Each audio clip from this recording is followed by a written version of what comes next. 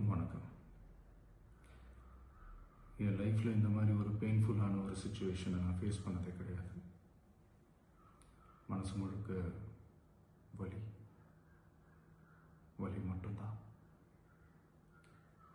இந்த சுற்றுப்பயணத்தில் என்னென்ன மக்கள் பார்க்க வராங்க, அதுக்கு ஒரே ஒரு காரணம் தான், அவங்க என் மேலே வச்சிருக்கிற அன்பும் பாசம். அந்த அன்புக்கும் பாசத்துக்கும் நான் எப்பவும் கடமைப்பட்டிருக்கிறேன். அதனால தான் இந்த சுற்றுப்பயணத்தில் மற்ற எல்லா விஷயங்களையும் தாண்டி மக்களுடைய சேஃப்டி, அதில் எந்த காம்ப்ரமைஸும் பண்ணிடக்கூடாதுன்றதுக்காக தான் அது என் மனசில் ரொம்ப ஆழமாக இருக்கும் அந்த எண்ணம். அதனால தான் இந்த அரசியல் காரணங்கள் எல்லாத்தையும் தவிர்த்துட்டு ஒதுக்கி வச்சுட்டு மக்களுடைய சேஃப்டி மட்டும் மைண்டில் வச்சுக்கிட்டு அதுக்கான இடங்களை சூஸ் பண்ணுறது, அதுக்கான இடங்களை பார்த்து பர்மிஷன் கேட்குறது, போலீஸ் டிபார்ட்மெண்ட்டில் அதை ரிக்வெஸ்ட் பண்ணி கேட்போம். ஆனால் நடக்கக்கூடாதது நடந்துருச்சு.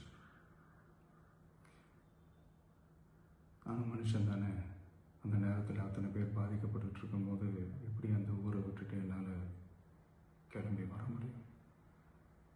நான் திரும்ப அங்கே போகணும்னு இருந்துச்சுன்னா அதை ஒரு காரணம் காட்டி அங்கே வேறு சில பதட்டமான சுச்சுவேஷன்ஸ், வேறு சில அசம்பாவிதங்கள் அந்த மாதிரி எதுவும் நடந்துடக்கூடாதுன்றதுக்காக தான் நான் அவாய்ட் பண்ணேன்.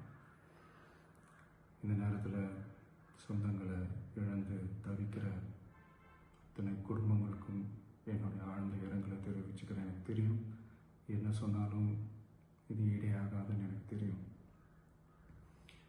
ஹாஸ்பிட்டலில் ட்ரீட் பண்ணிகிட்ருக்கிற எல்லாருமே சீக்கிரமாக க்யூர் ஆகி வரணுன்றதை இந்த நேரத்தில் நான் வேண்டிக்கிறேன்.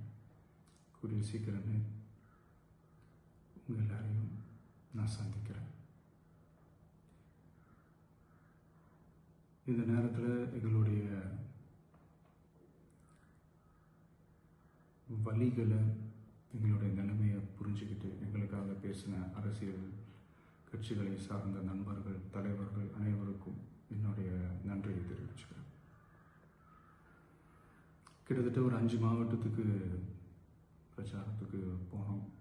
இந்த மாதிரி எதுவுமே நடக்கல. ஆனால் கரூரில் மட்டும் ஏன் எப்படி நடக்குது, எப்படி நடக்குது?